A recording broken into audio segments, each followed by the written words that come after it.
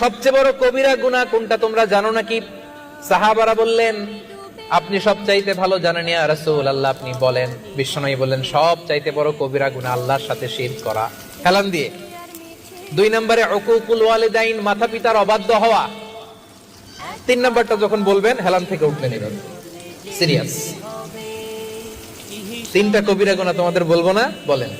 2টা বলছে হেলান দিয়ে, একটা হচ্ছে আল্লাহর সাথে শিরক করা, 2 নাম্বার হচ্ছে মাতা পিতার অবাধ্য হওয়া। 3 নাম্বারটা যখন বলবেন, ওয়াকানা মুত্তাকিয়ান, তিনি হেলান দেওয়া ছিলেন, ফাজালাসা, সিরিয়াস হয়ে বসলেন।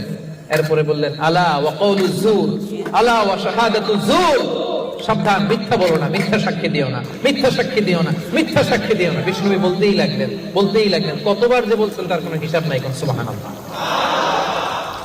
সিরিয়াস, খুবই সিরিয়াস। কারণ মিথ্যা সাক্ষী সমাজে বাতিলকে প্রতিষ্ঠিত করে।